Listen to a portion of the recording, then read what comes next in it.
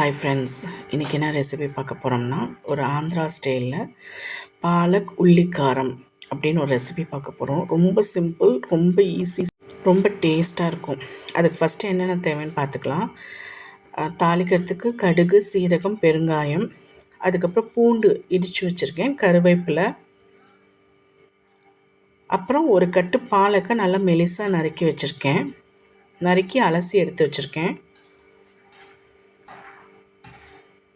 அதுக்கப்புறம் இதுக்கு ஒரு மசால் ரெடி பண்ணும். அதுக்கு என்னென்ன தேவைன்னு பார்த்திங்கன்னா கடலைப்பருப்பு, தனியா, சீரகம், மிளகு, வரமிளகாய், இது வந்து ட்ரையாக இருக்கிறது. அது கூட பார்த்திங்கன்னா பெரிய வெங்காயம், சின்ன வெங்காயம், புளி. இதுக்கு வந்து மெயின் டேஸ்ட் வந்து புளி. தக்காளி இதில் நம்ம போட மாட்டோம், புளி தான். ஸோ இது நீங்கள் ஃபுல்லாக பெரிய வெங்காயத்துலேயே செய்யறதுனாலும் செய்யலாம், சின்ன வெங்காயத்துலேயே செய்யறதுனாலும் செய்யலாம். இது எப்படி செய்யுதுன்னு பார்க்கலாங்களா? ஒரு கடாயில் ஆயில் கொஞ்சமாக ஊற்றிக்கோங்க. அந்த ட்ரை மசாலாஸ் எல்லாத்தையுமே ஆட் பண்ணி நல்லா மணம் வர அளவுக்கு நல்லா வதக்கி விட்டுருங்க. நல்லா பொரிஞ்சு நல்லா மணமாக வரணும். அதே மாதிரி ஒரு கோல்டன் ப்ரௌனிஷாக சேஞ்ச் ஆகும். அந்த அளவுக்கு நல்லா வதக்கி விட்டுருங்க. இந்தளவுக்கு நல்லா கலர் சேஞ்ச் ஆனதுக்கப்புறம் இதை வந்து நம்ம ஒரு பிளேட்டுக்கு ட்ரான்ஸ்ஃபர் பண்ணி எடுத்து ஆற வச்சிடலாம். இப்போ பார்த்திங்கன்னா நான் ஒரு பிளேட்டுக்கு சேஞ்ச் பண்ணிவிட்டேன். கலர் பாருங்கள் எவ்வளோ அழகாக மாறி இருக்குன்னு. இப்போ அதே கடாயில் இன்னும் கொஞ்சம் ஆயில் போட்டு ஃபஸ்ட்டு வெங்காயம், பெரிய வெங்காயம், சின்ன வெங்காயம் ரெண்டையும் போட்டு ஒரு வதக்கி விடுங்க. அது கூட புளியும் நான் ஆட் பண்ணிக்கிறேன். போட்டு நல்லா வதக்கி விடுங்க. இது ரொம்ப கலர் சேஞ்ச் ஆகணும்னு இல்லை, லைட்டாக டிரான்ஸ்பரண்ட் ஆனதுக்கப்புறம் எடுத்துடலாம். நம்ம இது வதங்கிறதுக்காக கொஞ்சோண்டு கல்லுப்பு, இந்த வெங்காயத்துக்கு மட்டும் கல்லுப்பு போட்டிருக்கேங்க.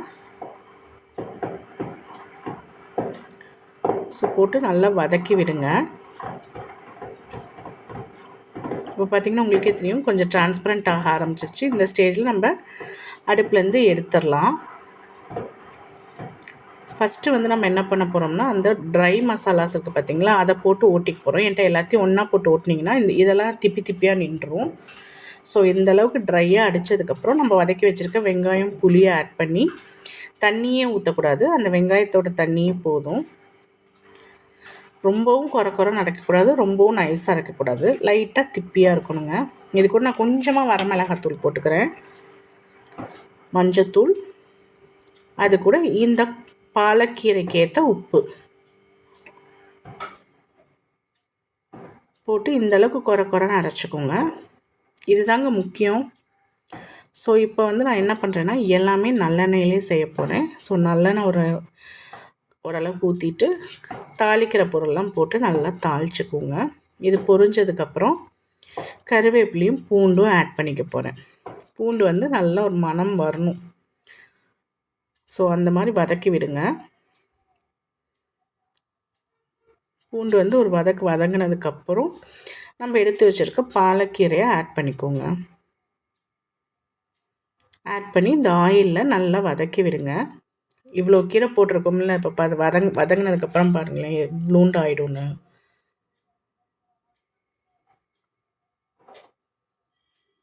பார்த்திங்கன்னா எவ்வளோ ஆயிடுச்சுன்னு. இன்னும் சுருங்கும்.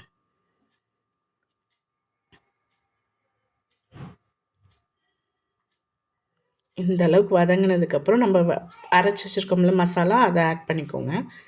ஆட் பண்ணி நல்லா மிக்ஸ் பண்ணி விடுங்க. இதுக்கப்புறம் எதுவுமே நீங்கள் ஆட் பண்ணுங்கிறது இல்லைங்க. நல்லா சிம்மில் வச்சு இந்த கீரையும் அந்த மசாலாவும் நல்லா பிளெண்ட் ஆகணும். அந்தளவுக்கு நல்லா வதக்கி விடுங்க. இப்போ மூடி வச்சுட்டு எடுத்திங்கன்னா ஊற்றின எண்ணெய் எல்லாம் பிரிஞ்சு வந்துருச்சு பார்த்திங்களா? அவ்வளோதாங்க.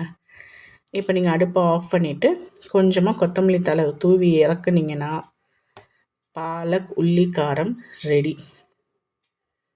குழந்தைங்க கூட விரும்பி சாப்பிடுவாங்கங்க. கீரையே சாப்பிட மாட்டேன்னு சொல்கிற குழந்தைங்க கூட இந்த டிஷ் நீங்கள் செஞ்சு கொடுங்க, சாப்பிடுவாங்க. இந்த மாதிரி வீடியோஸ் பார்க்க என்னோடய சேனலை சப்ஸ்கிரைப் பண்ணிக்கோங்க. தேங்க்யூ.